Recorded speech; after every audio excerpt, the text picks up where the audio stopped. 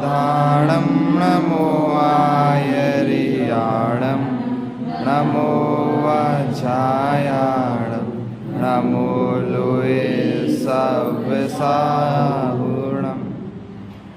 तो 5 अक्षर 5 पद 35 अक्षर 58 मात्राएं और फिर व्यंजन वगैरह आप लोग गिनते रहना। फिर कुछ ओम शब्द में 5 परमेष्टि, मन वचन काय से नमस्कार, देवशास गुरु बहुत बार नमस्कार, ये सब चीज़ें अपन ने देख ली।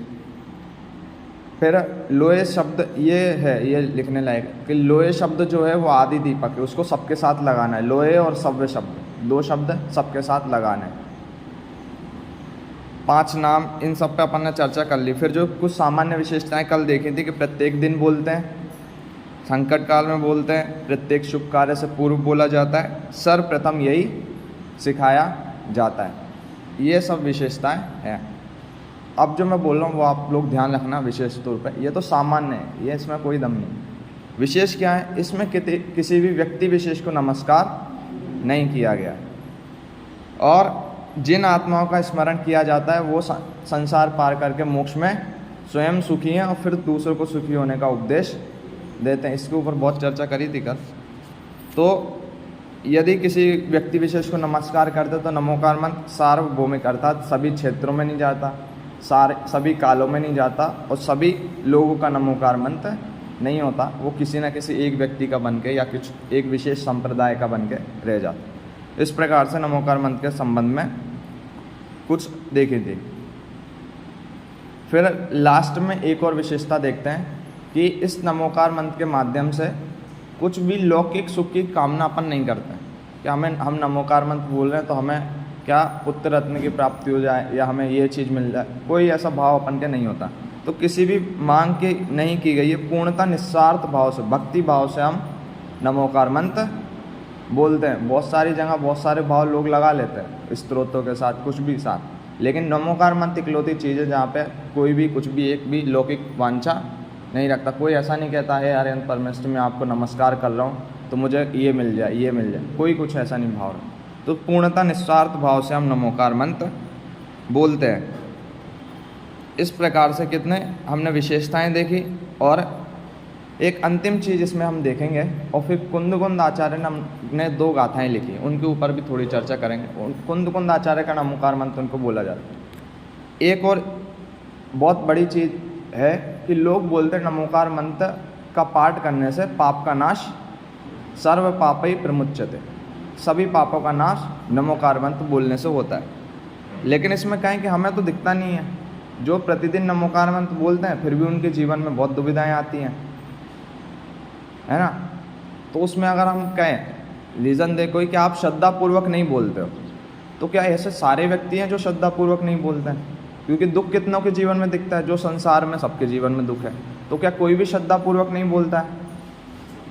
सभी श्रद्धापूर्वक बोलते हैं। तो फिर मतलब क्या है इसका?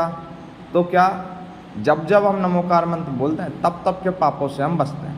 कोई चाहे भूतकाल के पापों से, भविष्यकाल के पापों से बच जाए, भविष्य के तो फिर भी एक संभव है। आप नमोकार मंत्र का स्मरण निरंतर करो, आप नमोकार मंत्र 5 परमेष्टियों का स्वरूप समझ के उनके स्वरूप को पहचानो, तो भविष्य में तो बचा जा सकता है। लेकिन भूतकाल के सभी पाप हम चाहें कि हमने जितने पाप करे और एक बार नमोकार मंत्र बोल लिया और सभी पाप नाश हो गए, तो ऐसा संभव नहीं है। फिर तो कितना अच्छा तरीका है, दिन भर पाप करो, रात में सोने से पहले यहाँ 1 बार नहीं 9 बार बोलो तो और 9 दिन का एक्स्ट्रा, 8 दिन का एक्स्ट्रा। तो इसका मतलब ये नहीं है जब जब कोई व्यक्ति नमोकार मंत्र बोलता है, श्रद्धापूर्वक भक्तिभाव पूर्वक बोलता है, तो तत्संबंधी उस समय जो होने वाले पाप हैं, जो शुभ विकारी भाव हैं, उनसे वो बचता है। कोई नमोकार मंत्र बोल रहा और उसको मार काट के भाव आए, ऐसा संभव नहीं है। यदि वो सिर्फ वचन से नमोकार मंत्र बोल रहा है तो भली संभव है, मन कहीं और है, काया कहीं और है। कोई व्यक्ति जीव को मारता जाए और नमोकार मंत्र बोलता जाए तो संभव नहीं। इसलिए का मन वचन काय से, मन वचन काय की एकता पूर्वक ही 5 परमेष्टियों का स्मरण होता है। तो मन से, वचन से, काय से जो नमोकार मंत्र बोलता है उसके वर्तमान में उस संबंधी अशुभ भाव नहीं होते। हाँ, वर्तमान में, क्योंकि भूत में जाएंगे तो फिर बहुत अच्छा ऑप्शन लोगों को मिल जाएगा। दिन भर पाप करो, रात में 1 बार नमोकार मंत्र बोल के अन्य धर्मों में क्या बोलते हैं, एक बार जिसने गंगा में डुबकी लगा ली उसके सारे पाप धुल गए। तो क्या जीवन भर पाप करो, एक बार डुबकी लगा लो। ऐसे ही अपने क्या, ऐसे ही क्या दिन भर पाप करो, एक बार रात में माला फेर लो तो सारे पाप चले जाएंगे। ऐसा संभव नहीं है। हम जब नमोकार मंत्र पढ़ रहे हैं तब हमें भक्ति के उत्कृष्ट भाव है, जो अच्छे भाव से पढ़ रहे हो उसकी बात है। उत्कृष्ट भाव है, हमें ये स्वरूप है कि जैसे अरिहंत परमेष्टि बने हैं वैसे ही मेरा आत्मा है, जैसे वो मोक्ष में विराजमान है वैसे ही मेरे में भी भगवान बनने की योग्यता है। हम दर्शन करते हैं तो इसी भाव से करते हैं। तो ये जब भाव अच्छे चल रहे हैं तो विकारी भाव आएंगे नहीं, अशुभ भाव आएंगे नहीं, तो अशुभ कर्म बंद होगा नहीं। इसलिए कहते हैं कि नमोकार मंत्र बोलने से पापों का नाश होता है, मतलब अभी के पापों का नाश होता है। और जो व्यक्ति निरंतर दिन रात नमोकार मंत्र का स्मरण कर रहा है, स्मरण करने का मतलब बोलना नहीं होता, स्मरण करने का मतलब एक चिंतन में, धारा में। हमें अपने पुत्र को बोलना नहीं पड़ता है कि ये मेरा पुत्र, ये मेरा पुत्र, एक चिंतन वो अंदर होता ही है। जब कभी भी कोई पूछे किसका पुत्र है तो क्या, जब सोचना भी नहीं पड़ता। तो ऐसे ही नमोकार मंत्र में जो पांचों परमेष्टियों को बताया, उनको जो स्मरण करता है दिन निरंतर, उसके एक भी फिर जब वो पांचों ही परमेष्टियों का स्मरण कर रहा है तो उसके अशुभ भाव आएंगे ही नहीं, अशुभ भाव आएंगे ही नहीं तो फिर बंद हो गए। तो इस प्रकार से वर्तमान संबंधी पापों का नाश हम करते हैं। अब आचार्य कुंद ने ऐसे ही सेम गाथाएं लिखी। एक मोक्ष पाउड, अष्टपाउड का नाम सुना हो, उसमें 8 पाउड, उसमें से एक मोक्ष पाउड, उसकी गाथाएं। अरुआ सिद्धाइरिया उज्जाया साहु पंच परमेठी तेविहु चिट्ठैया दे तम्मा आदाहु मैं शरणम। अरिहंत सिद्धाचार्य पाठक साधु हैं परमेष्टिपण, सब आत्मा की अवस्थाएं आत्मा ही है शरण। इसको बोलते हैं ना कुंद आचार्य का नमोकार मंत्र। आचार्य पुष्पदंत ने कहाँ तक बताया कि अरिहंत परमेष्टि को नमस्कार करो, सिद्ध को, आचार्य को, उपाध्याय को, साधु को। कुंद आचार्य एक स्टेप आगे गए, उनने क्या कहा, अरिहंत सिद्धाचार्य पाठक। अरिहंत सिद्ध, आचार्य, पाठक मतलब उपाध्याय, साधु है, परमेष्टिपण, 5 परमेष्टि हैं, सब आत्मा की अवस्थाएं आत्मा ही है शरण। ये सभी क्या है, ये सभी एक मात्र आत्मा है। अरिहंत परमेष्टि क्या है, वो अरिहंत तो उनका पद है, वास्तव में वो क्या है, आत्मा। सिद्ध परमेष्टि तो साक्षात आत्मा है। आचार्य, उपाध्याय, साधु किसको निरंतर ध्यान करते हैं, एक आत्मा का। तो ये सारी आत्मा की अवस्थाएं। तो ये जब ये सारी आत्मा की अवस्थाएं तो एक आत्मा में भी हो। तो जब मैं इनके शरण में जाऊं तो मुझे अपनी शरण में भी जाना चाहिए। हम यही सोचते रहे मैं अरिहंत परमेष्टि की शरण में जाऊं, मैं सिद्ध परमेष्टि की शरण में जाऊं, लेकिन इन सब ने क्या करा, इन सब ने ये सब किसी और की शरण में नहीं गए, ये सब अपनी आत्मा की शरण में गए। अपनी आत्मा की शरण में गए तो स्वयं मोक्ष में चले गए। और एक दूसरी गाथा लिखी, सम्मत्तं सन्नाणं सच्चरितं हितस्सवं चेव चौरो चिट्टैयादे तम्मा आदाहु मैं शरणम। कि अरिहंत सिद्धाचार्य उपाध्याय और अपनी आत्मा में शरण में जाने का अर्थ क्या है, तो सम्यक सुदर्शन ज्ञान तप संभाव सम्यक आचरण, सब आत्मा की अवस्थाएं आत्मा ही है शरण। कि इनको परमेष्टि के शरण में जाने का अर्थ क्या है, सम्यक दर्शन, सम्यक ज्ञान, सम्यक चारित्र की शरण में जाना। और सम्यक दर्शन ज्ञान चारित्र कहाँ प्रकट होता है, आत्मा में। कहने का मतलब ये है कि परमेष्टि के शरण में जाने का अर्थ है अपनी आत्मा की शरण में जाना। तो हम मंदिर क्यों जाते हैं, हम मंदिर इसलिए ही जाते हैं। हम ये नहीं करते कि भगवान आपको नमस्कार, तो भगवान कहते हैं मुझे कितना ही नमस्कार कर लो लेकिन कुछ होने वाला नहीं। तो हम साथ में क्या भावना बातें हैं, हे भगवान जैसे आप भगवान हो, आप वीतरागी सर्वज्ञ हो, वैसे ही मेरा आत्मा भी वीतरागी सर्वज्ञ हो। जैसे आप भगवान बने हो वैसे ही मेरे आत्मा के स्वभाव में भी भगवान बनने की योग्यता है। भगवान तो भगवान बन ही गए, भगवान तो भगवान बन गए। अब वो चाहें कि सामने वाले को भगवान बना दे तो ये संभव, कहीं और अन्य धर्मों के भगवान उनको भगवान बनाते होंगे, लेकिन हमारे भगवान किसी अन्य जीव को भगवान मार्ग बता सकते हैं।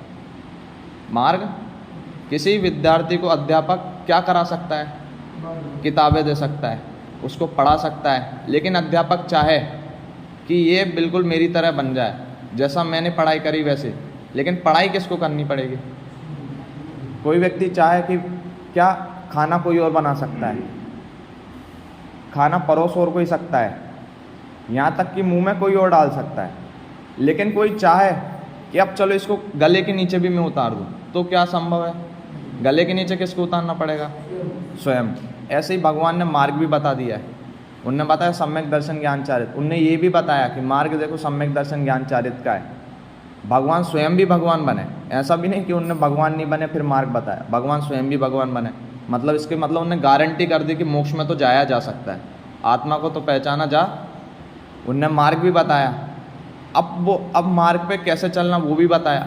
लेकिन अब वो भगवान आके अपन को ऐसा करें कि नहीं अब ये करो, तो ये संभव नहीं है। अब तो जीव को स्वयं ही करना पड़ेगा। तो इसलिए ये कुंद आचार्य का नमोकार मंत्र इसको कहा जाता है कि इसमें भी क्या बात है, इसमें भी वही पांचों परमेष्ठियों की बात है। और पांचों परमेष्ठि ने जिस एक आत्मा को ध्याया है, उस एक आत्मा को ध्याने की बात यहाँ पे की गई है। और इसके बाद फिर एक मंत्र लिखा है, ओम ह्रीम अनादि मूल मंत्रेभ्यो नमः पुष्पांजलिम छिपेत। सब छिपेत और छिपामी दो शब्द चलते हैं। छिपेत कब बोलते हैं? जैसे अपन इतने सारे सामूहिक बैठे हैं, जब सामूहिक में अपन अर्घ्य चढ़ाते हैं या कुछ भी पुष्प चढ़ाते हैं, अर्घ्य में तो निर्विपामिति स्वाहा ही होता है। जब भी पुष्प चढ़ाते हैं सामूहिक रूप से तो बोलते हैं छिपेत, और जब स्वयं पूजन कर रहे हैं और स्वयं चढ़ाते हैं तो बोलते हैं छिपामी। ठीक है, ये संस्कृत का अंतर पड़ता है, छिपेत और छिपामी। तो ओम ह्रीम अनादि मूल मंत्रेभ्यो नमः। ओम का तो हमने समझ लिया था कि ओम में 5 परमेष्ठी आते हैं। रीम में 24 तीर्थंकर। आपने देखा होगा बहुत सारे तीर्थ क्षेत्रों पे, आप बहुत सारे मंदिर में रीम, उसके अंदर फिर 24 तीर्थंकर विद्यमान का।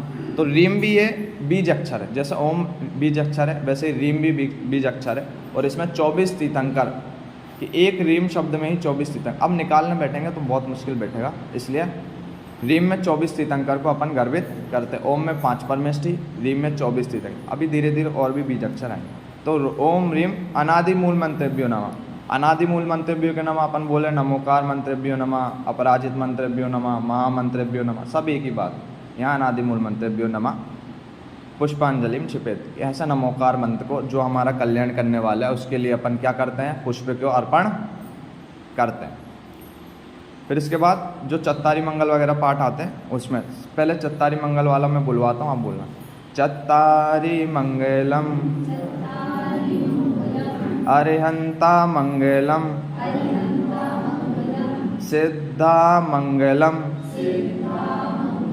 साहू मंगलम केवली पन्नतो धम्मो मंगलम। इसके जो तीसरा पाद है उसमें अपन को ध्यान रखना चाहिए, साधु नहीं होता है, साहू। साहू साधु नहीं है। बहुत सारी जिनवाणी में प्रकार अंतर मिल जाता है, वो हो भी सकता है भाषागत दृष्टि से बदल जाए, लेकिन साहू ही अधिकतर, और अपन पढ़ते भी साहू ही है। ठीक है, अब बहुत सारी जिनवाणी में इधर साधु लिखा है, साहू लिखा है, साहू ही लिखा है ना। मैंने अधिकतर जहाँ जहाँ पढ़ा है वहाँ साहू ही, हाँ तात्पर्य साधु से ही है। वो जो संस्कृत में है, कल अब मैं फिर इसको देख के बताता हूँ संस्कृत की दृष्टि से भी कि ये संस्कृत में वर्ड बना कैसे, आज नहीं देखा, मेरा ध्यान नहीं दिया। ठीक है, चत्तारी मंगलम कि 4 मंगल होते हैं। चत्तारी मतलब 4, मंगलम मतलब मंगल। अब मंगल क्या होता है, कोई बताएगा मंगल क्या होता है? मंगल कितने नहीं,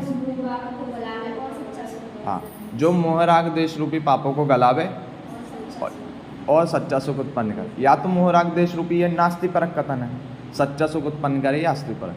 तो ऐसा मंगल, मंगल मतलब होता है सर्वश्रेष्ठ वस्तु। मंगल मतलब जिससे हमारा कल्याण हो, उस चीज़ों को बोलते हैं मंगल।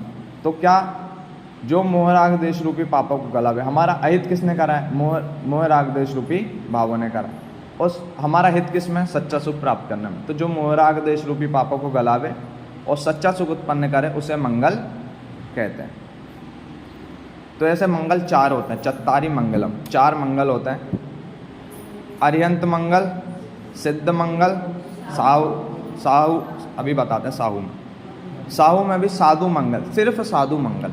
अब कोई कहे आचार्य उपाध्याय कहाँ गए, तो आचार्य पद से मोक्ष की प्राप्ति नहीं हो सकती, उपाध्याय पद से मोक्ष की प्राप्ति नहीं हो सकती। एकमात्र साधु, कोई आचार्य भी हो तो वो भी अंत में अपने शिष्य को आचार्य पद देता है और फिर जाके साधु ही बनते हैं और अंत में साधु परमेष्टि ही मोक्ष को प्राप्त, क्योंकि पद का भार है ना। आचार्य एक पद है, उपाध्याय एक पद है। आचार्य पद में अपने संघ को चलाना है, उन्हें बहुत सारी चिंतन उनमें लगता है। उपाध्याय पद में स्वयं को पढ़ना होता है, दूसरों को पढ़ाना होता है। अभी तो मूलाचार्य जैसे ग्रंथ, ये पूरे आचार्य पद में क्या एक साधु का जीवन कैसा, सब कुछ उसमें लिखा है, एक एक नियम लिखा है। अष्टपौढ़ में एक एक नियम लिखा गया।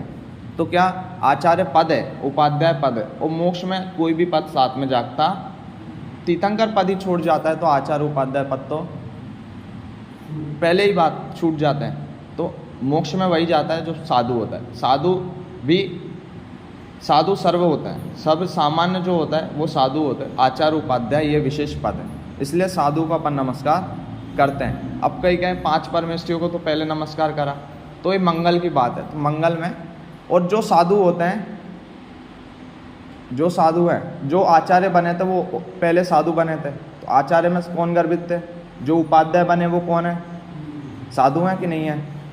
जब वो पहला धर्म कौन सा है? सबसे पहले कोई मुनि दीक्षा लेगा तो वो उपाध्याय बनता है, आचार्य बनता है कि साधु बनता है? साधु बनता है। जब शुरुआती वहीं से करी। उपाध्याय तो उसको योग्यता देख के उपाध्याय बनाते हैं, और योग्यता देख के आचार्य बनाते हैं।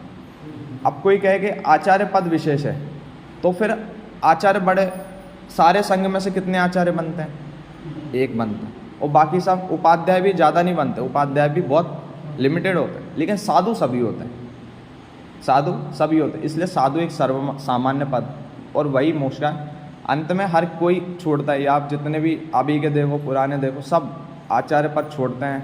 फिर वो जब निर्यापक के पास जाके समाधि धारण करते हैं, उपाध्याय पद छोड़ते हैं। ये सारे एक, जैसे लौकिक में भी देखते हैं, कोई टीचर है तो वो जीवन भर टीचर नहीं बना रहता, 60 साल बाद तो उसको गवर्नमेंट भी रिटायर्ड कर देती। कोई प्रिंसिपल है, प्रिंसिपल मतलब क्या? आचार्य, प्राचार्य, वो कब तक बने रह सकते हैं? सरकारी हो तो 60 साल पे रिटायर्ड हो जाते हैं, प्राइवेट भी हो तो भी उनको रिटायर्ड कर देते हैं। जीवन भर कोई प्राचार्य नहीं बनता। फिर वो प्राचार्य पद, शिक्षक पद छोड़ के कहाँ आते हैं? एक सामान्य टीचर, लेकिन वो हमेशा जीवन भर बने रहते हैं, सामान्य शिक्षक पद पे वो आते हैं। तो ऐसे ही साधु में साहू में साधु गर्भित तीनों होते हैं, लेकिन मुख्यतः अपन साधु को रखते हैं। तो साहू मंगलम केवली पण्णत्तो धम्मो मंगलम, कि केवली भगवान द्वारा कथित वीतरागी धर्म वह मंगल है। केवली भगवान द्वारा बताया गया वीतरागी धर्म मंगल है। तो इस प्रकार से 4 मंगल है।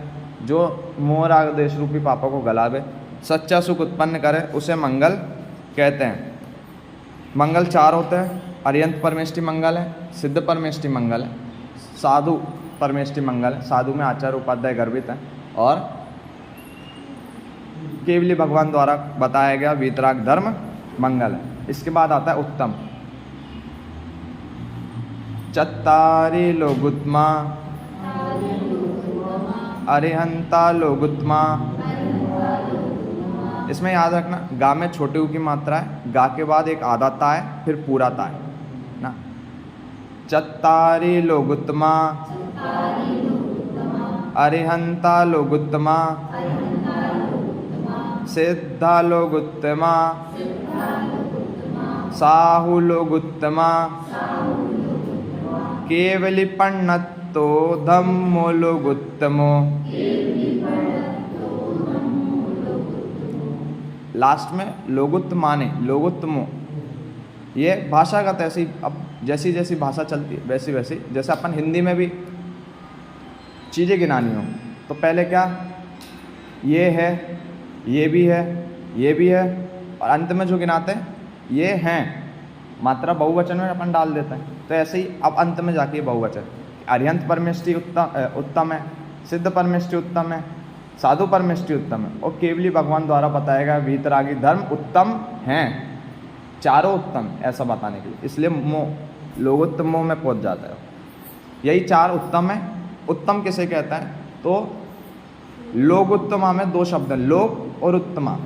लोक में उत्तम हो, जो लोक में सबसे महान हो उसको उत्तम कहते हैं। इन अरिहंत परमेष्टि से ज़्यादा महान कोई नहीं, सिद्ध परमेष्टि से ज़्यादा महान कोई नहीं, आचार्य परमेष्टि उपाध्याय साधु परमेष्टि, साधु से ज़्यादा महान कोई नहीं, और बीतरागी जो धर्म अपन को प्राप्त है उससे ज़्यादा महान।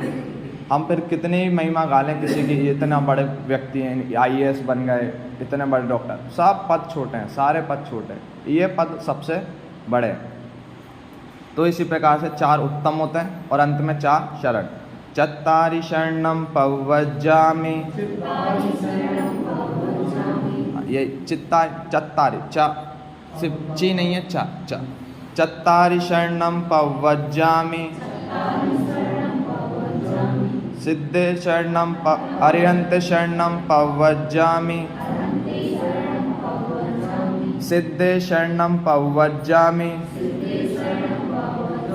साहु शरणम पवज्जामि केवलीपण्णत्तम धम्मम शरणम पवज्जामि। अब बाकी 2 से इसमें बहुत अंतर आता है। कैसा? एक तो थोड़ा बड़ा है ना, चत्तारि शरणम पवज्जामि, चत्तारि तीनों में कॉमन शब्द है। शरणम में सा शक्कर नहीं, सड़क वाला सा, वैसे भी बुंदेलखंड में सब एक ही सा बोलते हैं, वो सड़क वाला है, कोई सा भी लिखा हो, तो शक्कर वाला नहीं लगाना। ये प्राकृत भाषा चल रही है, प्राकृत भाषा में दूसरे सा होते ही नहीं है, एक ही सा होता है, वो सड़क वाला।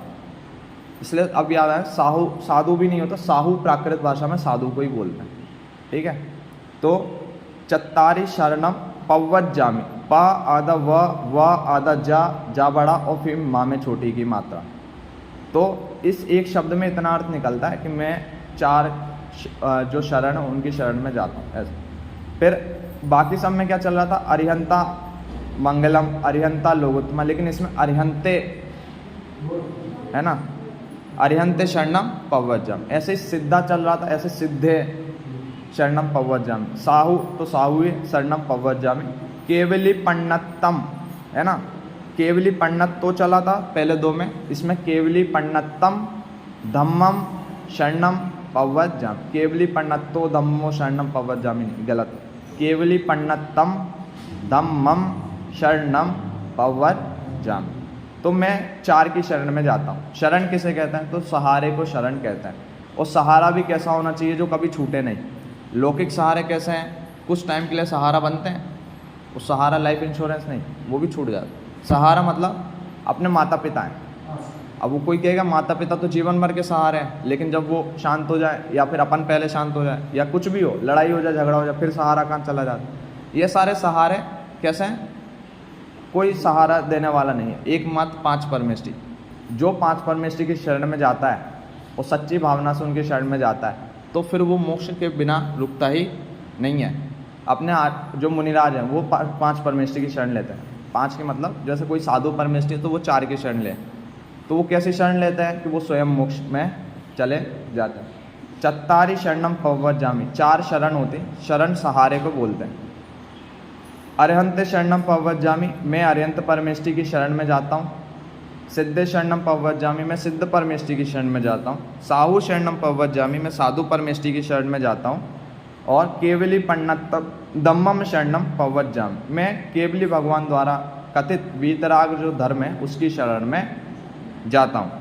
तो इस प्रकार से 4 शरण 4 उत्तम 4 मंगल बताए गए। इनके अलावा और मंगल के अलावा 4 मंगल के अलावा और किसी से अपना कल्याण जगत में होगा नहीं।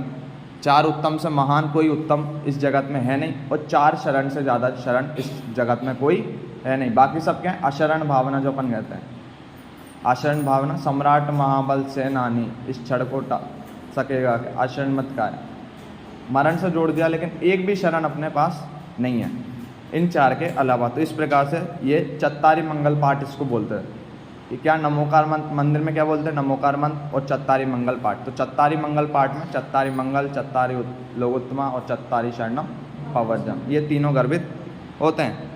तो अभी कोई कहेगा अभी तो आपने कहा था नमोकार मंत्र में कोई मांग नहीं है, लेकिन यहाँ तो कह रहे हैं मैं तो इनकी शरण में जाता हूँ। तो क्या ये मांग सही मांग? बाकी सब अपेक्षाओं से तो ये मांग सही मांग है, और वास्तविकता में किसकी शरण मांग रहे हैं हम? कि क्या सब आत्मा की अवस्थाएं, आत्मा ही है शरण।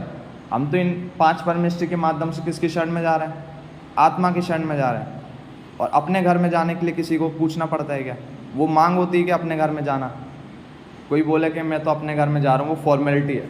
अपना घर तो अपना अधिकार होता है, और जहाँ अपना अधिकार होता है वहाँ कोई भी मांग होती नहीं है। किसी से कोई चीज़ मंगानी हो तो उसको मांग बोलते हैं। किसी के घर से शक्कर मंगानी है उसको मांग बोलते हैं। अपने घर के डिब्बे में से शक्कर निकालनी है उसको मांग बोलते हैं क्या? नहीं। तो ये अपने घर की बात है। 5 परमेष्ठियों में क्या बताया? आत्मा ही शरण। तो आत्मा में जाना वो कोई मांग नहीं है। तो इस प्रकार से यह हुआ। ओम नमो अरहते स्वाहा पुष्पांजलिम छिपेत। हाँ, छिपामी छिपेत का अंतर बोल। तो ओम वही नमः नमस्कार के लिए, अरहते मतलब अरहंत। अरहते शब्द चलता है संस्कृत में, अरिहंत के लिए चलता है। तो अरिहंत परमेष्टि, तो अरहंत आदि सारे लगा लेना। अरिहंत पहला था इसलिए। ओम नमो अरहते स्वाहा पुष्पांजलि छिपेत। स्वाहा जो अपन नॉर्मल स्वाहा करते हैं, और फिर तो नमो अरहते स्वाहा और पुष्पांजलि छिपेत। तो यही हाँ, नमा मतलब नमस्कार, और अरहते मतलब जैसे अपना जैन धर्म को दूसरा नाम आता है अरहत शासन है। किसका शासन है? अरहत, अरहंत परमेष्टि का। तो उसका अरहंत परमेष्टि के लिए चतुर्थी में बन जाता के लिए। तो ओम नमो अरहते, अरहंत परमेष्टि के लिए नमस्कार हो, स्वाहा और पुष्पांजलि छिपेत। 2 अलग अलग मंत्र हैं, कोमा भी लगाए बीच में, देखोगे तो 2 अलग अलग मंत्र हैं। एक नमो ओम नमो अरहते स्वाहा और पुष्पांजलि छिपेत, 2 अलग अलग मंत्र। कि पुष्पांजलि का मतलब होता है पुष्प रूपी अंजलि को, कि मैं ये पुष्प अंजलि में धारण करके आपके छिपेत मतलब छिपेत, छिप धातु होता है उसका मतलब होता है छोड़ना। तो मैं पुष्प आपके चरणों में अर्पित करता हूँ। अब मैंने ये पुष्प छोड़ दिया, मतलब इसके जो संबंधी मोह राग द्वेष था वो मैंने छोड़ दिया। इसके बाद आता है मंगल विधान। अभी है मंगल विधान। तो मंगल विधान क्या होता है? तो मंगल मतलब होता है जो अपन ने सुना अभी, मंगल किसे कहते हैं? जो मोह राग द्वेष सच्चा सुख उत्पन्न। और विधान मतलब होता है तरीका। एक शब्द आपने सुना होगा संविधान। संविधान क्या बताता है? कि एक देश का तरीका कैसे होगा, उसके नियम कानून क्या होगा। तो ऐसे ही क्या मंगल विधान। अब पूजन हम प्रारंभ कर रहे हैं, मंगल विधान कर रहे हैं, तो क्या उसके कुछ तरीका है, एक तरीके से हम उस पूजन को करेंगे। वरना तरीका नहीं बनेगा तो क्या कोई पहले अर्घ्य चढ़ा देगा, कोई बाद में, क्या। तो एक तरीका। विधान मतलब अब हम इस चीज़ का विधान करते हैं, इस चीज़ का हमने ये नियम फिक्स किए हैं और ये तरीका इस चीज़ का, एक तरीके विशेष को बोलते हैं विधान करना। तो क्या है वो विधान? अपवित्रः पवित्रो वा सुस्थितो दुस्थितोऽपि वा ध्यायेत् पंच नमस्कारं सर्व पापै प्रमुच्यते। जैसे पापई के बाद 2 डॉट लगे उनको बोलते विसर्ग। तो उसमें विसर्ग में हल्का हा का साउंड निकालता है, जैसा पापहि प्रमुच्यते, है ना। और जैसे अपवित्र है तो इसको अपन पूरा, इसको कैसे बोला जाता है? जो छोटा आ होता है उसको आगे वाले वर्ण को द्वित्य करके बोला जाता है। जैसे अपवित्र पवित्रो वा, अपवित्र बोल देंगे तो अपवित्र पवित्रो वा सुस्थितो दुस्थितोऽपि वा ध्यायेत् पंच नमस्कारम सर्व पापहि प्रमुच्यते। ये अपन बोलते हैं, कोई 2 शब्दों में बोल के दिखा रहा। अशरीरी सिद्ध भगवान, अशरीरी सिद्ध भगवान, अंतर पड़ता है क्या? अर्थ एक ही, लेकिन इनको बोलने का तरीका ही होता है। छोटा है उसको आगे वाले से कॉपी मार लो थोड़ा, अशरीरी, अशरीरी और अशरीरी वो था, ठीक है। आ में पूरा बड़ा भी निकल जाता है इसलिए। तो अब अपवित्र पवित्रो वा, कि क्या कि अपवित्र हो या पवित्र, वा मतलब होता है या। तो अपवित्रो या पवित्रो, सुस्थितो दुस्थितोऽपि वा, सुस्थित मतलब परिस्थिति सही हो, या दुस्थितो मतलब सुस्थित सही जगह स्थित हो, या दुस्थित गलत जगह, या फिर सही जगह को छोड़ के बुरी स्थिति में स्थित हो। सुस्थितो दुस्थितो अपि मतलब भी, वा मतलब या, कि अपवित्र मतलब कोई ऐसा स्थान हो जहाँ पवित्रता नहीं हो, या पवित्र स्थान हो वहाँ पे। और सुस्थितो दुस्थितो पिबा, ऐसा स्थान, ऐसी मजबूरी हो जहाँ पे अच्छी कंडीशन अच्छी चल रही है, हम मंदिर में ही बैठे हैं और एक ऐसी संकट की स्थिति है, तो दुस्थितो पिबा क्या करना है इनमें, ध्यायेत पंच नमस्कारम, ध्यायेत मतलब ध्यान करना, पंच नमस्कारम मतलब नमोकार मंत्र का। तो पंच नमस्कार मंत्र किसको बोलते हैं, नमोकार। तो 5 परमेष्टि का जो ध्यान करता है, सर्व पाप ही प्रमुच्यते, सभी पापों के द्वारा वो प्रमुच्यते मतलब मुच मतलब होता है छूट जाना, तो वो सब पापों से नाश को प्राप्त, और सब पापों को नाश का मतलब अभी वर्तमान संबंधी सब पाप जो जितने भी हैं उनके पापों से नाश को वो प्राप्त हो जाता है। तो अपवित्रो हिंदी में ही पढ़ते, अपवित्रो या पवित्र जो नमोकार को ध्याता हो, चाहे सुस्थित हो या दुस्थित, पाप मुक्त। तो इस प्रकार से अपवित्रो, अब ये जो चीज़ है मैंने कहा था पूजा पीठिका बहुत पहले से प्रचलित नहीं है, बहुत अभी अभी कुछ 400-500 साल पहले निकल के आई। क्यों निकल के आई, बिल्कुल ऐसे ही दूसरी जगह भी मिलता है, जैसे एक वेदांत दर्शन उसमें मिलता है सेम, अपवित्र पवित्रो वा सुस्थितो दुस्थितो पिबा ध्यायत, उसमें वो किसी एक देवी का नाम डाल देते हैं और सर्व पापी प्रमुच्यते। अब वहाँ पहले लिखा यहाँ पहले लिखा, इसका कोई हिसाब नहीं है, वहाँ पहले लिखा गया यहाँ पहले लिखा, इसका कोई हिसाब नहीं है। तो इसलिए पूजा संबंधी जितने भी हो उनका अर्थ अपन अपने अनुसार निकालते हैं। अब कोई ऐसा भी हो सकता है उनके यहाँ पहले लिखा, बाद में जिसने लिखा उसने बदल दिया, बस एक शब्द बदल दिया, पंच नमस्कार। उनके यहाँ भी एक देवी को ही नमस्कार किया, वो नाम भी मैंने पढ़ा था, मैं भूल गया, चलो भूल गया। तो बस ये जो पंच नमस्कार 2 शब्द हैं, उनके यहाँ बस एक शब्द इसकी जगह पे रिप्लेस हो जाता है।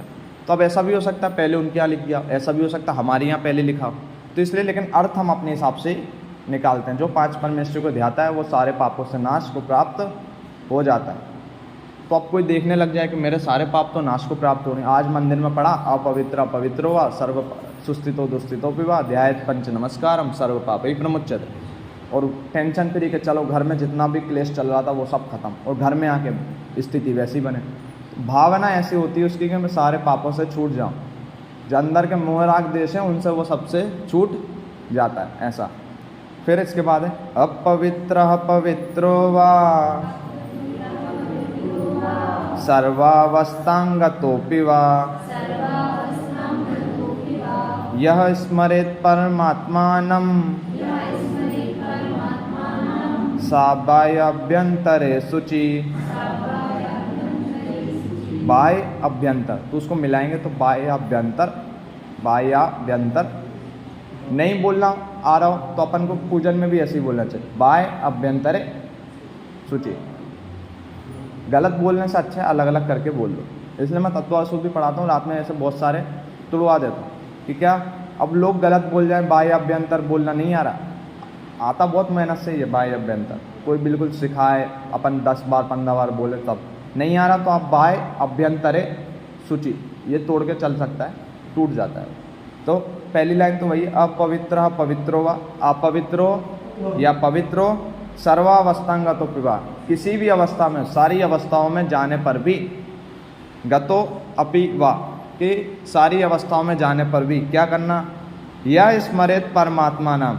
अब जो मैंने बात की कुंद आचार्य ने लिखा था आत्मा ही है शरण, वही इधर है, या स्मरेत परमात्मा नाम, जो परमात्मा का स्मरण करता है। तो परमात्मा के 2 अर्थ ले सकते हैं, 5 परमेष्टि वो भी परमात्मा है, आर्यन सिद्ध वो परमात्मा है, परम देव उनको अपन बोलते हैं, या फिर अपना आत्मा, परम आत्मा, उत्कृष्ट आत्मा। तो उत्कृष्ट आत्मा कौन है, अपना आत्मा उत्कृष्ट आत्मा।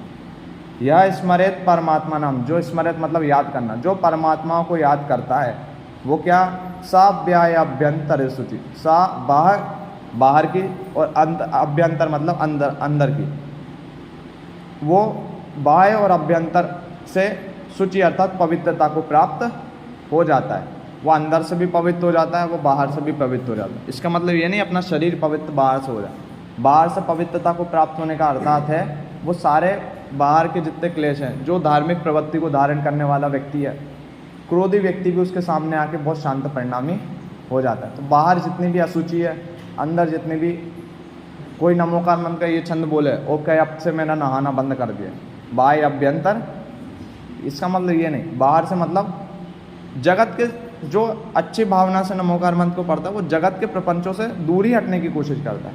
कोई ऐसा नहीं चाहता कि मेरे शांति भंग हो जाए, कि हम यहाँ जाए, उसको पता है यहाँ जाने से शांति भंग है, वो जाएगा ही नहीं। जिसको अंदर में ऐसी भावना है कि मुझे अपना कल्याण करना है, वो जाएगा ही नहीं वैसी जगह। तो बाहर की अशुचिता से भी और अंदर की अशुचिता से भी रहित होकर पवित्रता को प्राप्त हो जाता है। फिर अब जो मैं छंद बुलवा रहा हूँ उसके नीचे जो छंद लिखा है उसका अर्थ आप लोग बताएंगे। अभी जो मैं करवा रहा हूँ सेम अर्थ। अपराजित मंत्रोयम सर्वविघ्न विनाशिनः मंगलेषु च सर्वेषु प्रथमं मंगलम मतः। अपराजित मंत्रोयम, अपराजित नाम किसका है?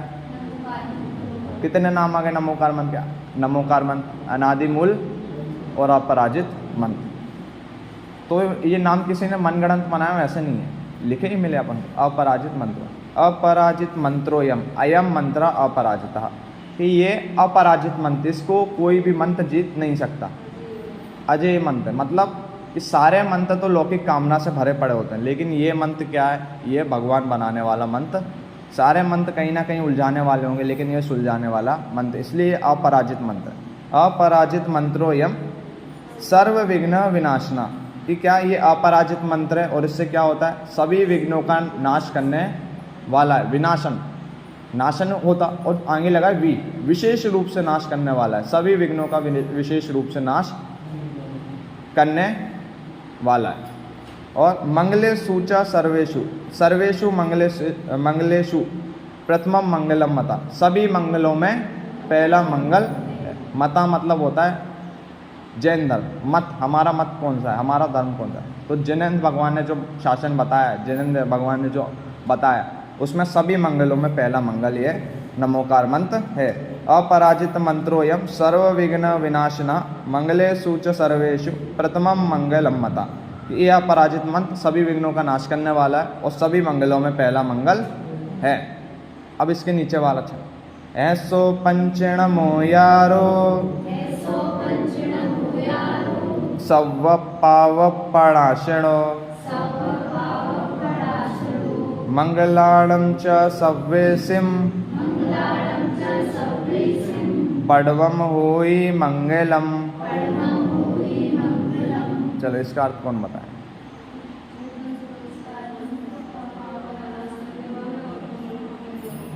हाँ बिल्कुल, जो ऊपर था। अब इसी से ऐसा लगता है कि ये पूजा पीठिका बाद में ही लिखी है, क्योंकि सारे संस्कृत के चले अभी तक, एक प्राकृत का, इसके बाद भी संस्कृत का ही। तो ऐसा लगता है किसी ने इसको ज़बरदस्ती जोड़ दिया, क्योंकि इसके पहले दो लाइन में यही अर्थ अपन ने पढ़ा। बस कितना अंतर था? यहाँ ऐसो पंच नमो यारो, बस पंच नमस्कार लिखा, और ऊपर क्या लिखा था? अपराजित मंत्र। तो ऐसो पंच नमो यारो। अब बहुत कन्फ्यूज़न उसमें होती है, नमो यारो है कि नमो कारो है? तो दोनों सही, दोनों सही कैसे हैं? ऐसा होता है, अपनी जैसे हिंदी होती है, हिंदी भाषा मध्य प्रदेश की हिंदी थोड़ी अलग होती है, यूपी में जाओ थोड़ी अलग हिंदी होती है, राजस्थान में आओ थोड़ी अलग हिंदी, बुंदेलखंड में जाओ थोड़ी अलग हिंदी, और बुंदेलखंड से अपन इधर आपकी इधर ललितपुर साइड आओ थोड़ी अलग हिंदी। ऐसी प्राकृत भाषा चली, 7 प्रकार की प्राकृत होती है। उसमें मगध का नाम सुना होगा आपने, बिंबिसार राजा अशोक, वो मगध, उसके मगध में आदि जो बोली जाते थे उसको बोलते थे अर्धमागधी। ऐसे ही अपने दिगंबर आचार्य ने अपनाई शौरसैनी प्राकृत, श्वेतांबर ने अपनाई अर्धमागधी प्राकृत। तो उसमें ये भेद बन जाते हैं कारो या यारो का, इतना सा अंतर बस पड़ता है। ऐसे ही नमो अरिहंताड़म बोलना कि नमो अरहंताड़म बोलना। फिर लोग बहुत सारे, अरि मतलब होता है शत्रु, और नमोकार मंत्र किसी का नाश कैसे कर सकता है? तो नमो अरहंताड़म बोल, ऐसा कुछ नहीं। अरि भी एक दूसरी प्राकृत में लिखा गया है, एक दूसरी प्राकृत में, तो भाषागत भेद बस इतना सा है, बाकी चीज़ वही है। नमो अरहंताड़म, नमो अरिहंताड़म, ऐसे ही नमो यारो, नमो कारो। हाँ, अब वो नमो और नमो तो बिल्कुल अलग है। प्राकृत में ना शब्द होता ही नहीं है, णा शब्द ही प्राकृत में होता है। हाँ, वो क्या है, उच्चारण में ऐसा निकल के आता है नमो। जैसे अब मैं इसके पहले मैंने बोला नहीं, जैसा मंगले सर्वेषु, सर्वेषु गले के पीछे वाला जो सा निकलता है उसमें, लेकिन अभी आप लोग भी बोले सर्वेषु ही निकलेगा। वो ऐसे आदत जो बनी होती है, तो एक सा होता है, एक शा होता है, एक शा होता है, ऐसे ही। तो फिर वो जो नमो बोलते, जो नमो बोल रहा है वो तो गलत ही है, किसी के उच्चारण बस भली गलत निकल रहा है, वो फिर भी एक की उच्चारण सुधारना चाहिए उसको। वो नमो प्राकृत वो संस्कृत में बन सकता है, हिंदी में बन सकता है, लेकिन प्राकृत में ना शब्द नहीं होता। कहीं भी आप देखना प्राकृत में ना शब्द नहीं होगा, ना ही शब्द मिलेगा। तो ऐसो पंच नमो यारो सव पाव प्रणासम, सभी पापों का नाश करने वाला है। मंगलालम च सव्यसिम, सभी मंगलों में पहला मंगल है।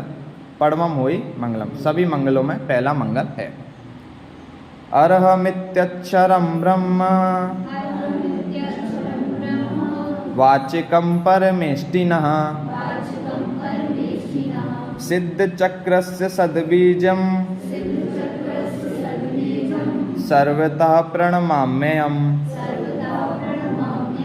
इसमें भी बहुत सारी चली जाती है। अरहम इत्यक्षरम ब्रह्म, नहीं आ रहा, अरहम इति अक्षरम। इसके बाद जो हिंदी में आप पढ़ोगे उसमें ऐसे ही लिखा है। इसमें है क्या हिंदी वाली? इसमें नहीं है। अरहम ये अक्षर, ऐसे ही हिंदी में जो चलता है, इसकी हिंदी जो करी गई उसमें ये अरहम ये अक्षर किसी के पास हो तो देखना उसमें। जिनेन्द्र दर्शना में तो है, इसमें ठीक है, इसमें वो पेज नहीं है।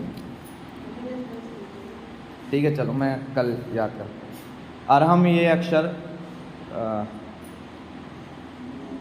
क्या बहुत दिन से हम लोग करते हैं, हम लोग संस्कृत की करते हैं सीधी। हिंदी की क्या है, अब संस्कृत में अर्थ पता है तो आराम से आ जाता है, तो फिर हिंदी छोड़ते हैं। अरहम ये अक्षर, अरहम ये अक्षर मतलब जो मैंने बताया अरहम इति अक्षरम, तो हिंदी में यही लिखा अरहम ये अक्षर, ये 3 शब्द तो मिले। तो नहीं आ रहा अरहम मित्यक्षरम, नहीं आ रहा पढ़ना, तो अरहम इति अक्षरम ऐसा भी आप पढ़ सकते हो। लास्ट में प्रणमाम्यम, नहीं आ रहा प्रणमामि अहम, ये भी निकल। तो अरहम इति अक्षरम, अरहम जो ये शब्द है, अरहम भी एक बीज अक्षर है। ओम हो गया बीज अक्षर, रीम हो गया अरहम, अरहम अस्या उषा नमा अपन बोलते ना, तो अरहम ये बीज अक्षर है। अरहम ये बीज अक्षर है, इसका अर्थ होता है, हाँ, अरहम यह एक व्यापक बीज अक्षर है। इसमें आ से लेके हा तक संपूर्ण वर्णमाला समाहित है। आ से लेके हा तक की संपूर्ण वर्णमाला इसमें समाहित होती है। तो ऐसा बोलता है कि ये जितने भी शब्द हैं ये किसके, जिनवाणी के शब्द हैं। तो आ से लेके हा तक मतलब शुरू से लेके अंत तक की पूरी जिनवाणी इसमें समाहित हो गई। बीज अक्षर का मतलब ये, बीज में कितनी शक्ति होती है कि वो वृक्ष बना। ऐसे ही इन बीज अक्षरों में ओम में इतनी शक्ति, वो 5 परमेष्टि का सूचक है। रीम में 24 तीर्थंकर का सूचक है। और अरहम जो अपन ने देखा ये आ से लेके हा तक, और आ से लेके हा तक की अपनी वर्णमाला होती है। तो कहने का मतलब ये कह सकते हैं कि ये सारी जिनवाणी को समाहित करके, तो देव शास्त्र गुरु सब इसमें समाहित हो गए। तो अरहम इति अक्षरम, अरहम यह अक्षर, यहाँ तो आ से लेके हा तक, और इसमें ही देखना दूसरा अरहम यह अक्षर ब्रह्मवाचिकम, ब्रह्म मतलब होता है, ब्रह्म मतलब आत्मा, आत्मा का वाचक ये अक्षर है। ब्रह्म और भी अर्यंत सिद्ध को भी ब्रह्म बोलते। तो अरहम ये अक्षर ब्रह्मवाचिकम, वाचकम मतलब बताने वाला, ब्रह्म को बताने वाला है। और वो ब्रह्म कौन सा है, परमेष्टिना, परमेष्टियों को भी बताने वाला है। सिद्ध चक्रस्य सद्बीजम, आत्मा को बताने वाला है, परमेष्टि को बताने वाला है। सिद्ध चक्रस्य सद्बीजम, जो सिद्धों का चक्र है उसको बोलते हैं सिद्ध चक्र। सिद्ध का चक्र मतलब इतना ही बस कि जितने सिद्ध परमेष्टि उनको सामूहिक रूप से अपन ग्रहण करते हैं। तो सिद्ध चक्र, सिद्ध चक्रस्य सद्बीजम, सिद्ध चक्र का बीज है, मतलब इसमें संपूर्ण सिद्ध समाहित हैं। अरहम ये बीज अक्षर, इसमें संपूर्ण सिद्ध समाहित है।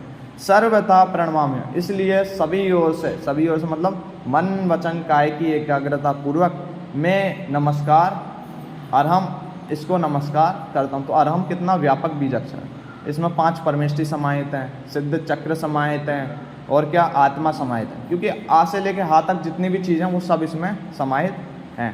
तो अरहम इति अक्षरम ब्रह्मवाचकम, कि ये जो अरहम पद है ये बीज अक्षर है, और किसका, ब्रह्म को, आत्मा को बताने वाला है, परमेष्टि को बताने वाला है, सिद्ध चक्र को बताने वाला है। इसलिए सद्बीज अक्षर, इसको अच्छा बीज अक्षर मतलब बहुत व्यापक बीज अक्षर कहा। इसलिए मैं इन सबको नमस्कार, इनको अरहम को मैं नमस्कार करता हूँ। अब अंतिम 2 छंद हैं, ये भी ऐसा कहा जाता है, ये बाद में ही मिलाया गया है। कर्माष्टक विनिर्मुक्तम मोक्ष लक्ष्मी निकेतनम सम्यक्त्वादिगुणोपेतम सिद्ध चक्रम नमाम्यहम्। नमामि अहम, मैं नमस्कार करता हूँ। अब किस किस को? कर्माष्टक विनिर्मुक्तम, जो अष्टक कर्म 8 कर्मों से विनिर्मुक्तम विशेष रूप से निर्मुक्त हुए हैं। अब वो कर्म उनके कभी वापस आने वाले। 8 कर्मों से रहित कौन होता है? सिद्ध परमेष्ठी 8 कर्मों से रहित होते हैं। जो अपन ने 8 कर्म पढ़े, ज्ञानावरण, दर्शनावरण, मोहिनीय, अंतराय, आयु, नाम, गोत्र, वेद। इन 8 कर्मों से जो रहित होते हैं उनको बोलते हैं सिद्ध परमेष्ठी। क्रम मैंने ये वाला घातिया घाती वाला बोला, अपन ने जो पढ़ा वो भी। कर्माष्टक विनिर्मुक्तम और मोक्ष लक्ष्मी निकेतनम। निकेतनम मतलब होता है घर। तो सिद्ध परमेष्ठी का घर कहाँ है? मोक्ष लक्ष्मी, या फिर जो मोक्ष रूपी लक्ष्मी को देने वाले हैं, ऐसा जिनका घर है वो। सम्यक्त्वादि गुणोपेतम, 8 कर्मों के अभाव में उनके 8 सम्यक्त्वादि गुण उत्पन्न होते हैं। तो सम्यक्त्वादि, आदि में बहुत सारे, सिद्ध परमेष्ठी में कितने गुण हैं? अनंत, 8 तो गिनाए हैं, अनंत गुण है सिद्ध परमेष्ठी। सम्यक तो आदि में, आदि में कितना आदि? अनंत आदि तक। तो सम्यक तो आदि गुणोपेतम, गुणोपेतम मतलब गुणों के पिटारे, उपेतम पिटारा। तो सम्यक तो आदि गुणों का जो पिटारे हैं, और सिद्ध चक्रम, ऐसा जो सिद्ध चक्र है उसको नमामि अहम, उसको मैं नमस्कार करता हूँ। तो कहने का एक तरीके से ये कह सकते हैं, सिद्ध चक्र विधान में क्या है? अलग अलग माध्यम से कितने आर्घ्य होते हैं सिद्ध चक्र विधान में? 1024, 1026, 1024 है ना, 1024। 1024 में भी यही बात करते हैं जो अपन ने यहाँ करी। सिद्ध परमेष्ठी कैसे है? 8 कर्मों से रहित है, 8 गुणों से सहित, अनंत गुणों से सहित। इसलिए क्या बिल्कुल श्रद्धापूर्वक अपन करें तो बिल्कुल जो सिद्ध चक्र में कोई भाव भाषण कर रहा है, बिल्कुल यहाँ भी भाव भाषण हो सकता है। तो कर्माष्टक विनिर्मुक्तम मोक्ष लक्ष्मी निकेतनम, तो मोक्ष लक्ष्मी के जो घर हैं, मोक्ष रूपी लक्ष्मी को देने वाले हैं। सम्यक्त आदि गुणोपेतम, सम्यक्त आदि गुणों से के जो पिटारे हैं उनको सिद्ध चक्रम नमाम्यम, ऐसे सिद्ध चक्र को मैं नमस्कार करता हूँ। अब 8 कौन कौन से गुण होते हैं, किसी को पता है?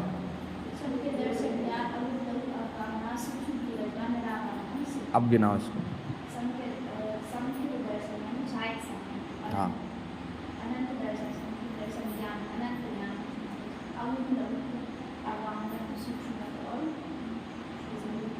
चलो लगभग बहुत सही थे। पहला कर्म कौन सा? ज्ञाना, ज्ञानावरणी के अभाव में होता है अनंत ज्ञान। दूसरा कौन सा?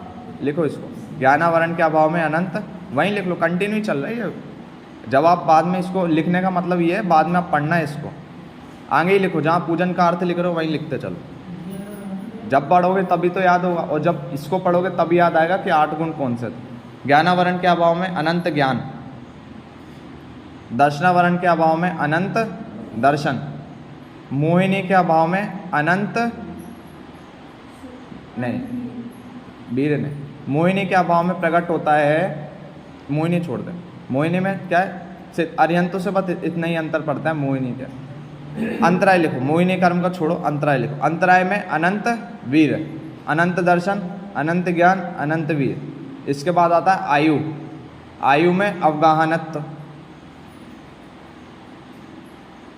फिर आयु के बाद आयु नाम, नाम में सूक्ष्मत्व, सूक्ष्म। आयु नाम गोत्र, गोत्र क्या बताता है कि ऊंचा नीचा। तो अगर इसके रिवर्स में कौन सा गुण प्रकट होता है? अगरु लघु, कोई छोटा नहीं कोई बड़ा नहीं, अगरु लघु। और आखिरी होता है वेदनीय, वेदनीय में अव्यवाद सुख। तो छायिक सम्यक्त जो प्रकट होता है वो होता है अव्यवाद सुख, छायिक अव्यवाद सुख। अर्यंत तो सिद्ध का इतना ही अंतर होता है, अनंत अर्यंत परमेष्ठी को कितना सुख प्राप्त होता है? अनंत सुख, और सिद्ध परमेष्ठी को अव्यवाद सुख। अनंत सुख और अव्यवाद में इतना ही अंतर है। अर्यंत परमेष्ठी के 4 कर्म बचे रहते हैं, इसलिए उसको अव्यवाद नहीं कहते। अव्यवाद मतलब जिसमें संपूर्ण बाधाएं हट गई। सुख में कोई अंतर नहीं है, लेकिन कहने के लिए इतना ही अंतर कहा जाता है। तो ज्ञानावरण में कौन सा, सब बोलो, ज्ञानावरण में, ज्ञानावरण, दर्शनावरण में, मोहिनीय में, छायिक सम्यक, तो छायिक सम्यक, अंतराय में, अंतराय में अनंत वीर, अंतराय के बाद आयु अवगाहनत, नाम गोत्र वेदनीय अव्यवास। ये 8 कर्मों के अभाव में 8 गुण प्रकट होते हैं। तो कर्माष्टक, जैसे अपन बोले कर्माष्टक, अब ये याद आना चाहिए कर्माष्टक कौन से कर्म, और सिद्ध सम्यक तो आदि तो कौन से गुण। फिर इसके बाद है कर्माष्टक विनिर्मुक्तम मोक्ष लक्ष्मी निकेतनम सम्यक तो आदि गुणोपेतम सिद्ध चक्रम नमाम्यम। ये छंद फिर भी स्वीकार, फिर भी नहीं, ये छंद स्वीकार, यहाँ तक मान सकते, क्योंकि अभी तक आप जितना भी देखोगे एक भी चीज़ यहाँ पे ऐसी नहीं आई है कि कुछ ऐसी कामना अपन ने करी हो, एक भी चीज़ नहीं। सबसे पहले जो नमोकार मंत्र को सुस्थित दुस्थित अवस्था में दिया था, लिख लिया सबने, लिख लिया। तो अब देखो शुरू से एक 5 मिनट में अब अपन लास्ट छंद करके ख़त्म करेंगे। अव्ययवाद मतलब बाधा रहित सुख। अरिहंत परमेष्टि की 4 कर्म की बाधा थी, लेकिन अब सिद्ध परमेष्टि की वो भी नहीं है, बाधा ही हट गई है। इसको एक बड़ा अच्छा एग्जाम्पल हमें एक प्रवचन में दिया था, वही बता। जैसा हमारे पेपर होते हैं कॉलेज के, तो उसमें ऐसा होता है 5 पेपर तो अनिवार्य होते हैं, मतलब पेपर सारे अनिवार्य का मतलब उन 5 के हमें मार्क्स मिलते हैं। लेकिन एक पेपर ऐसा होता है जिसको आपको देना अनिवार्य होता है, लेकिन उसके मार्क्स जुड़ते नहीं हैं। तो क्या 5 पेपर में तो अच्छी खासी मेहनत करनी पड़ती है कि इसके मार्क्स आने वाले हैं, लेकिन 6वें पेपर में मुँह उठा के ही चले जाते हैं, क्यों, इसके मार्क्स तो जुड़ने नहीं हैं। पास होना है तो वो तो थोड़े बहुत में पास हो जाएंगे, चाहे 100% 100 के 100 नंबर ले आओ, चाहे 34 पे ही क्यों ना अटक जाओ, पास होना है। 100 भी आके मार्क्स जुड़ने नहीं है, ऐसे ही क्या, ऐसे ही क्या, इसको समझो कि अरिहंत परमेष्टि है। लेकिन वो जो 4 कर्म बचे हैं उनसे कुछ होने वाला तो है नहीं, होने वाला नहीं है, लेकिन फिर भी है, तो पेपर फिर भी बचा तो है। ऐसा तो हो नहीं सकता कि देने नहीं जाए, पेपर फिर भी बचा। ऐसे ही 4 कर्म बचे हैं। जैसे ही वो 4 कर्म अब हो जाता है तो क्या खुशी तो उसी दिन हो जाती है कि चलो पेपर ख़त्म हुए, लेकिन मन में एक ना एक वो बचा रहता है कि अभी एक बार और पेपर देने जाना है। ऐसे सुख तो वहाँ कम संपूर्ण है, सुख में कोई बाधा नहीं है, मतलब सुख में कुछ कमी नहीं है, लेकिन एक चीज़ रहती है कि 4 कर्म अभी बचे हैं, तो वो जैसे ही ख़त्म होते हैं। आयु नाम गोत्र वेदनीय, आयु नाम गोत्र वेदनीय, 4 अघातिया कर्म सिद्ध परमेष्टि के बसते हैं, घातिया नाश हो जाते। तो चलो लिखो जल्दी, कितना हो गया आज, बहुत 3 मिनट में अपन ख़त्म करते हैं, 3 मिनट में। आज अब शुरू भी लेट हुआ था तो ख़त्म भी 7:15 पे ही कर देंगे, हो गया। अब जिसका नहीं हुआ बाद में किसी के देख के लिखना। अब देखो शुरू से देखो एक बार, अपवित्र पवित्रवाद बताने का मतलब ये आखिरी छंद क्यों ऐसा अलग सा प्रतीत होता है। देखो अपवित्र की या अपवित्र हो, पवित्र स्थान हो, अच्छी अवस्था में बुरी अवस्था में, लेकिन जो नमोकार मंत्र को ध्याता है आप उसी पे आ रहे हैं। अंतर दिखा रहा हूँ मैं कि वो छंद ऐसा अलग प्रतीत क्यों होता है। अपवित्र हो, पवित्र हो, सुस्थित हो, दुस्थित हो, सब अवस्थाओं में जो ध्याता है उसके सारे पाप नाश होते हैं। इसके नीचे भी यही बताया कि किसी भी अवस्था में सबके पाप नाश होते हैं। उसके नीचे भी यही बताया कि ये मंगल में पहला मंगल है और क्या है, सर्व विघ्नों का नाश करने वाला है। फिर इसके नीचे भी यही बताया सभी विघ्नों का नाश करने वाला है। इसके नीचे बताया कि ये परमेष्टि का वाचक है, सिद्ध चक्र का वाचक है, आत्मा को बताने वाला है। फिर सिद्ध परमेष्टि की विशेषताएं बताई कि 8 कर्मों से रहित हैं, 8 गुणों से सहित हैं, इसलिए मैं इनको नमस्कार करता हूँ। लेकिन अब जो अंतिम छंद उसमें आपको खुद लगेगा कि थोड़ा अलग है। क्या, विघ्नौघा प्रलयं यान्ति शाकिनीभूत पन्नगा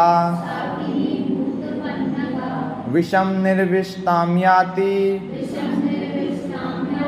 स्तूयमाने जिनेश्वरे।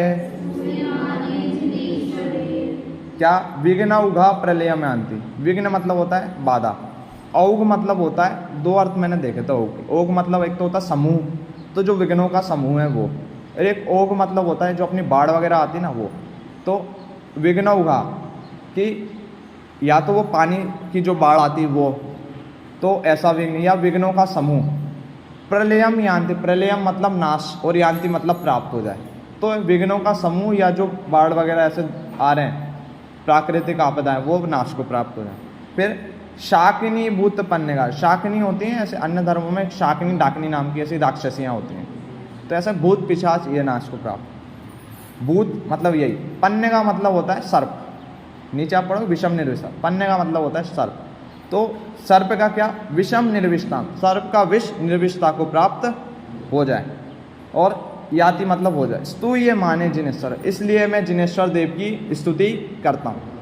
बाकी सबसे अंतर दिखा आपको, अब वहाँ क्या सारे पाप मतलब जितने मोहराग देश सारे जितने बड़े सबसे उत्कृष्ट पापों का नाश था, और यहाँ की ऐसी भावना बाहर है कि बाढ़ नाश हो जाए, राखनी शाकनी नाश को प्राप्त हो जाए, भूत प्रेत नहीं आए और सांप का विष उतर जाए।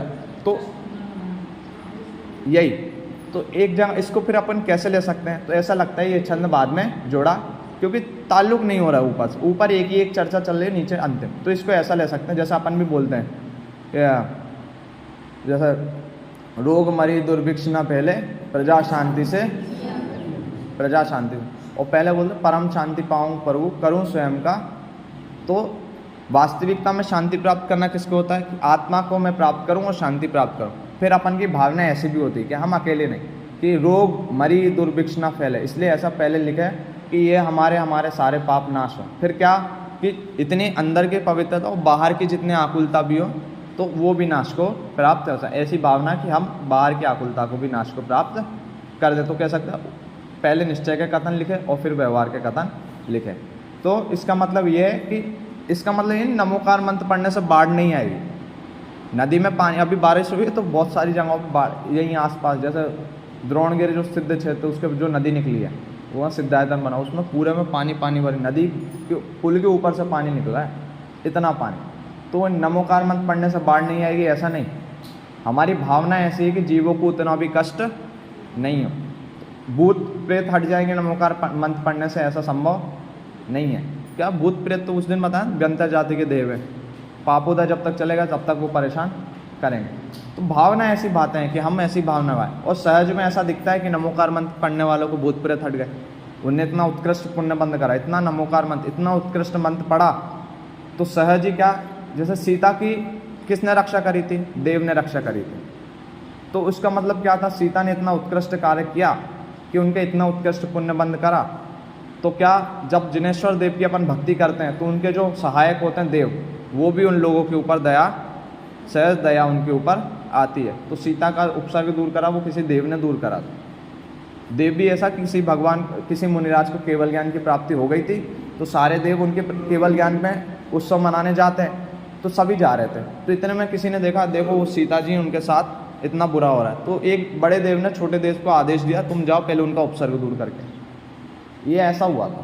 तो पुण्य बंध के कारण अपन ये सब बातें यहाँ पे ऐसी भावना बातें, और पुष्पांजलि छिपे कि इतना सब हो इसके लिए मैं पुष्प को अर्पण, इतना सब हो इसके लिए पुष्प को अर्पण नहीं, मैं तो ये भावना बाता हूँ कि इतना सब मेरे साथ अच्छा हो, और ऐसे जो जगत की वस्तुएं पुष्प उसको मैं यहाँ पे अर्पण करता हूँ। तो इस प्रकार से अब अपना क्या बच गया, जिन सहस्त्र नाम और पूजा प्रतिज्ञा पाठ, और इसके बाद जो आता है श्री विश्वनाथ स्वस्ति, उसमें 24 तीर्थंकर का ही गिनाया गया है, इनको नमस्कार और इनको नमस्कार इनको नमस्कार। तो दो चीज़ें कल अपन देखेंगे, जिन सहस्त्र नाम और पूजा प्रतिज्ञा पाठ, और कल फिर अपना संपूर्ण ये समाप्त हो जाएगा। आशा मैं ये करके चलता हूँ कि अब आपको अर्थ भी पता है, अर्थपूर्वक उच्चारण एक बार करने से शुद्ध होगा नहीं, तो इसके लिए क्या करना पड़ेगा, नहीं आता तो इतने सारे लोगों ने पढ़ा, किसी ना किसी का तो शुद्ध हो ही गया होगा। जब एक दूसरे को सुनाते हैं तो पता चलता है कौन कहाँ अशुद्ध है। किस नहीं आता स्वयं को तो वैसे शुद्ध करो, वैसा भी नहीं करना तो मैंने कहा तोड़ तोड़ के पढ़ो, लय बिगड़ जाएगी। लय में कोई भाव कोई स्थान नहीं है लय का पूजन में, कि अपन अच्छी अच्छी लय में पूजन करें तो उससे पुण्य बन जाता। अपन तोड़ तोड़ के भी पढ़ें लेकिन पूजन अच्छी शुद्ध हो तो उसका ज़्यादा महत्व है। तो हम सब भी ऐसे पूजन को जो देने का आवश्यक है वो भी एक धार्मिक प्रक्रिया, उसको अपनाएं और अपना कल्याण करें। इसी मंगल